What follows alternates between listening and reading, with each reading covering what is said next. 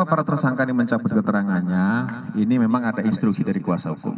Jadi semua tersangka diperintahkan untuk mencabut keterangan.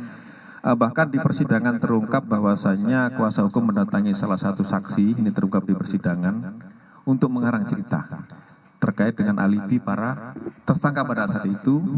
Jadi tersangka ini diminta untuk mengarang cerita bahwasannya mereka ini pada saat kejadian itu tidur di rumah Pak RT. Dan itu sempat Pak RT terangkan, namun pada akhirnya dia cabut sendiri bahwasanya para tersangka pada saat kejadian itu mereka tidak tidur di rumah Pak RT, melainkan besok malamnya setelah kejadian malam Minggu, jadi malam Senin, kemudian mereka itu tidur di rumah Pak RT. Itu benar. Jadi Pak RT waktu itu sempat mengaku bahwa mereka tidur, akhirnya dicabut pada saat sidang, dan itu menurut keterangan dari para saksi itu adalah permintaan dari kuasa hukum tersangka dan keluarganya. Berarti nyambung ya ketika waktu penyidikan termasuk waktu fakta persidangan bahwa ke-8 tersangka ini melakukan penganiayaan terhadap petugas. Terkait penganiayaan ini rekan-rekan sekalian, pada saat itu memang ramai di Facebook bahwasanya mereka disiksa. Tetapi pada saat pemeriksaan muncul bahwa itu juga dilakukan oleh sesama tahanan. Dan kemudian pada saat itu telah dilakukan proses terhadap anggota yang jaga tahanan maupun penyidik, itu 15 orang sudah diproses terkait dengan kelalaian mereka dalam menjaga tahanan. Jadi ada upaya dari tahanan lain untuk mereka disiksa juga sampai penggep-penggep itu, yang mana waktu itu muncul di Facebook kemudian rame. Itulah yang kemudian menjadikan kasus ini tarik ke Polda Jabar. Jadi sesama tahanan mereka saling pukul sehingga mereka lebam-lebam, dan terhadap anggota 15 orang sudah dikenakan tindakan disiplin. Ya. Bahkan di rutan juga salah satu tersangka mereka dipukulin sama mereka sendiri. Ini yang terungkap. Ya, silakan. Silakan. Kemarin dari Pak Kabid Humas menerangkan konsep ini merupakan otak pelaku. Ya.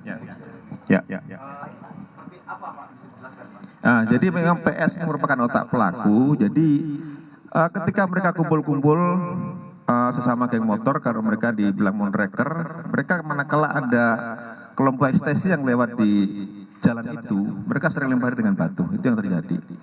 Nah, pas ada kejadian, PS mengajak salah satu tersangka lain untuk mengejar korban ini, yang dia sampaikan bahwa ada masalah dengan itu. Kejar. Nah, masalah apa sedang kita dalami. Kemudian dikejar berdua sampai dengan di jembatan layang, dipukul korban sampai dengan jatuh. Kemudian dibawa korban ini satu motor dengan satu tersangka lain, dan jadi satu motor berempat. Yang korban Eki taruh depan, didudukkan depan joki, kemudian joki di belakangnya ada korban yang wanita Vina, kemudian di belakang lagi adalah PS. Di situ dibawa ke kebun kosong, baru yang lainnya rame-rame mengikuti mereka. Jadi yang menurut keterangan salah satu pelaku juga bahwa yang melakukan persetubuhan terhadap Vina yang masih di bawah umur pada saat itu sudah dalam kondisi pingsan, yang melakukan persetubuhan pertama adalah PS. Kemudian diikuti oleh tersangka lain, kecuali satu yang memang di bawah umur tidak ikut melakukan persetubuhan. Jadi perlu saya tegaskan di sini rekan-rekan bahwa tersangka semua bukan 11 tapi 9. Sehingga DPO hanya 1. Untuk itulah kami selama ini meyakinkan bahwa 5 keterangan berbeda dari tersangka itu ada yang menerangkan 3. Ada lagi menerangkan 3 dengan nama berbeda. Ada yang menerangkan 5, ada yang menerangkan 1. Setelah kami melakukan penyidikan lebih mendalam, ternyata 2 nama yang disebutkan selama ini itu hanya asal sebut. Jadi tidak ada tersangka lain. Namun apabila nanti di kemudian hari muncul tersangka lagi, ya kami akan periksa. Tetapi sejauh ini fakta di dalam penyidikan kami, tersangka atau DPO adalah 1, bukan 3. Jadi semua tersangka jumlahnya 9, bukan 11. 8 melakukan persetubuhan, yang 1 tidak. Tunggu ya.